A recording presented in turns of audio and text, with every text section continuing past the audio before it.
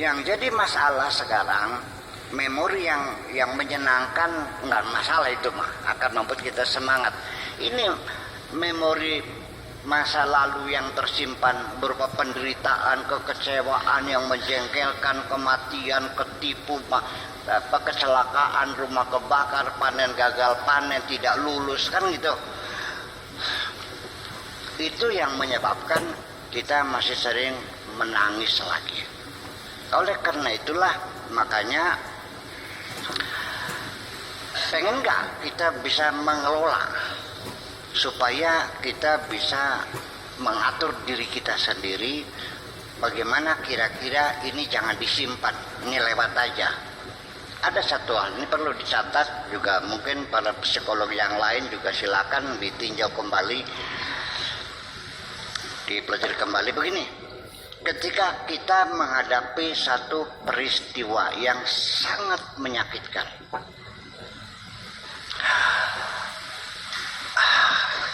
itu tersimpan, begitu kita ingat sakit lagi. Kenapa? Sebabnya memori itu tersimpan ya di dalam ruang memori itu sendiri, dan sering menyakitkan hati kita. Karena kita ketika menghadapi peristiwa itu, di dalam diri kita ada penolakan. Kenapa harus terjadi demikian? Ini salah siapa? Ini kecurangan. Ini menyalahkan orang lain, mencari kambing hitam, begitu kita tidak rela dengan kecewa dengan terjadi hal itu tersimpan. Begitu kita menolak, maka sama saja dengan kita mengasih karcis masuk kepada peristiwa itu untuk bersembunyi di dalam memori kita. Tetapi kalau kita terima dengan baik-baik saja, dengan ikhlas, ridha wa taslim, oke, ya sudah, ya Allah, barangkali ini belum nasibku jadi orang kaya. Barangkali ini bukan jodohku, ya sudahlah. Barangkali engkau akan memilihkan perempuan yang lebih baik dari yang ini. Itu malah tidak tersimpan, lewat. Jadi ridha wa taslim, tawakal, ridha, taslim ini diperlukan dalam hidup kita, menerima apapun yang terjadi. Maka tidak akan, memori itu tidak akan penuh, semuanya lewat, ya sudah. Nah, ini yang jadi persoalan. Kalau kita tolak malah masuk, kalau kita terima malah tidak tinggal di situ. Ini satu kata kunci bahwa orang-orang yang tidak pernah kecewa, tidak pernah takut, tidak pernah gelisah, itu selalu dikonotasikan dengan waliyullah. Inna awliya Allah la khaufun alaihim wa lahum yahzanun. Karena para waliullah itu satu, ya. Kenapa dia jadi waliullah? Karena mereka itu sudah siap menerima apapun yang menjadi ketentuan Allah, tidak ada penolakan. Wa qaulu sami'na wa ata'na ghufranaka rabbana wa ilaikal masir. Jadi nggak ada menderita apa, ya udah selesai. Ya, jadi sejak awal kita sendiri ketika menghadapi satu peristiwa, coba kita manage dengan baik. Umpamanya, ini kalau kita menolak menjadi beban, tapi kalau kita terima selesai. Seperti di YouTube Wamima ini, saya tidak pernah baca komen tuh, cuman tambah nganggur pengen tahu aja gitu. Ada yang komen, saya sangat senang sekali dengan ceramah-ceramah Anda. Akan tetapi begitu saya melihat Anda merokok, langsung saya tutup YouTube Anda. Sakit nggak? Sakit nggak digituin? Saya sakit nggak? Enggak. Malah adminnya pada sakit nih. Iya. Saya bilang, jangan direspon, jangan dijawab, jangan dibantah. Orang semacam itu saya duga mungkin belum tamat SD.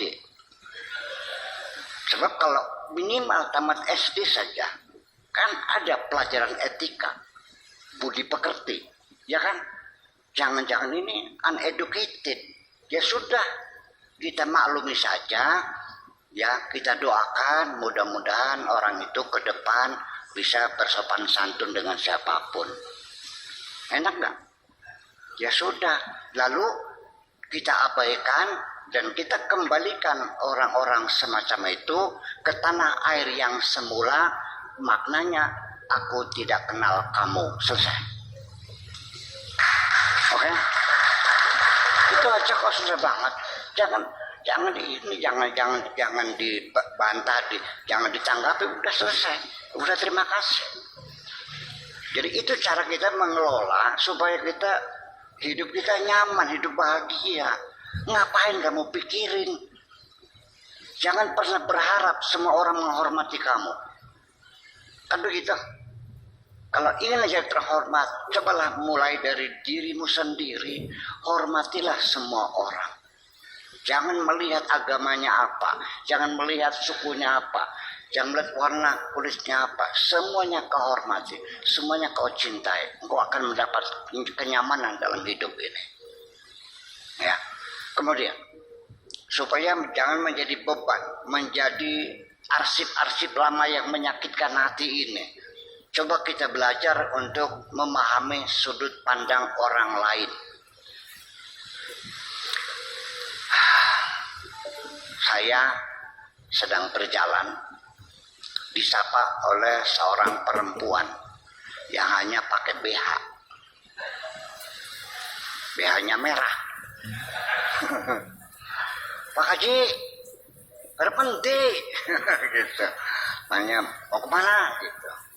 Dia datang mengejar saya dan menarik tangan saya, suruh mampir ke rumahnya.